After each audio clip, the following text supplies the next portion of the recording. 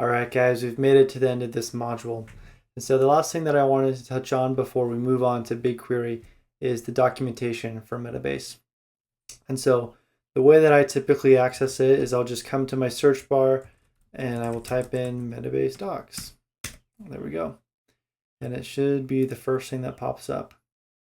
And so I highly recommend that you bookmark this somewhere just because you're probably going to be returning to it over and over again. And so the home page is pretty straightforward. It just kind of breaks down, hey, you want to install it, set it up, get started, tour. We've actually already done that. That was basically this whole module. But later on, you're going to get more advanced and you're going to run into tougher problems. And I think this is the best place to go to solve them. So let's say, for example, you're having, you've built this really complex dashboard and the filtering isn't working properly. And so you would go here, you look in analytics, and you can see there's actually all sorts of tabs here. But for this case, and for probably a lot of your questions, at least initially, it'll just be here in analytics. You'll click on dashboards, and do they have, boom, there we go, dashboard filters. So this will show you, hey, this is how you filter.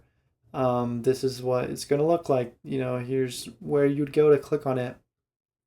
And it can show you, it shows you, all right, this is the different operators that you can use to filter and things like that.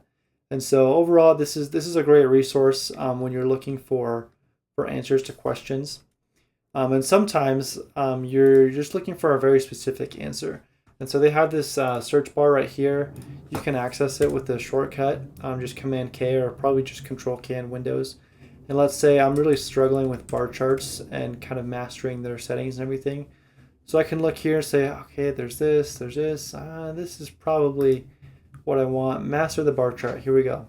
And you'll see this is actually in the Learn tab rather than the Doc one. And this is even more detailed and more kind of tutorial style of, hey, this is how you do this particular thing.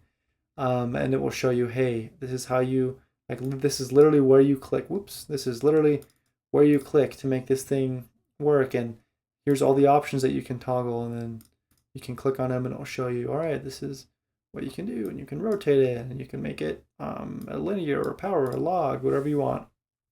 And it's very, very comprehensive. You can see it goes all the way down here where it even talks about the different flavors of the bar charts.